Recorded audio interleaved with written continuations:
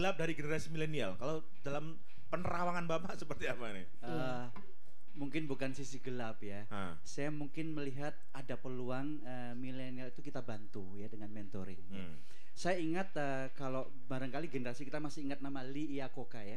Lee Iacocca dulu yang keluar dipecat dari Ford, lalu membesarkan Chrysler yang hampir bangkrut. Dan beliau sekarang menjadi kayak guru-guru manajemen lah, ya, semacam guru itu. Dia mengatakan yang paling terbukti, karang yang paling terbukti keras yang tidak tergoyahkan adalah keluarga, adalah family. Keluarga. Ya. Jadi mau generasi apapun, it all started with the family. Ya. Jadi kita mau menitipkan benih-benih apapun di dalam generasi berikutnya, value itu atau nilai-nilai itu harus dijahit dari generasi sebelumnya. Kalau kita memberikan good example, mereka akan mengkopinya dengan good example di zaman dia. Konteksnya mereka. Konteksnya mereka.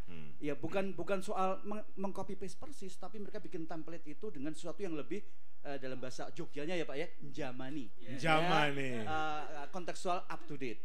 Saya pikir generasi milenial perlu kita bimbing dalam arti agar mereka itu tidak terlalu liar. Bahwa mereka memiliki keliaran ya Mbak Elsa ya. Keliaran karena mereka begitu freedom, teknologi membuat mereka menjelajah keliling dunia meskipun dunia maya. Temannya 10.000 meskipun kenalnya cuma 10 ya. Tapi ada beberapa hal yang kita sebagai generasi sebelumnya bisa titipkan pada mereka. Be careful but have faith gitu ya. Be careful but have faith. Karena apa? Dunia mereka itu kalau tidak kita dampingi saling bunuh, kanibal. Saling kanibal. Orang-orang milenial itu merasa punya teritori sendiri. Ciri khas itu adalah sangat lekat sekali. Karena mereka melihat domain pribadi itu untuk recognition. Yang orang zaman sebelumnya melihat kolektivitas itu sebagai nilai yang wah kita harus ada paguyuban ya. Mereka solitary individual. Ya mereka melihat pencapaian itu jangan melibatkan orang lain. Ini saya punya prestasi nih. Meskipun di dalam tim mereka mengatakan mereka masih hitung juga 100% 4 orang.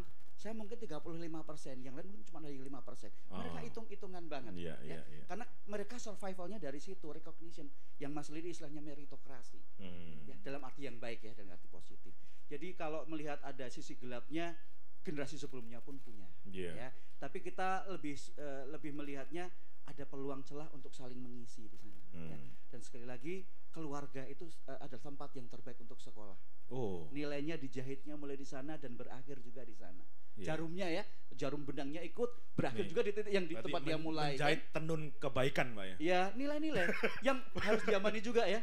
Kita kan melihat kalau di pepatah zaman dulu, jangan mengajarkan pada anak kita dengan zaman kita ajarannya moralitasnya sama. Tapi kontekstual ke zamannya dia. Dan itu kenapa kita harus mengejar mereka. Kita jangan menyerah, kamu turun dong ke level saya, nggak bisa. Di zaman generasi sebelumnya harus juga mengikuti. Mereka tuh punya passion apa. Kita hanya menjaganya supaya itu aman buat mereka, bukan buat kita kok. Tidak menjadi kanibal-kanibal itu. Iya, betul sekali. Oke, menarik sekali ya.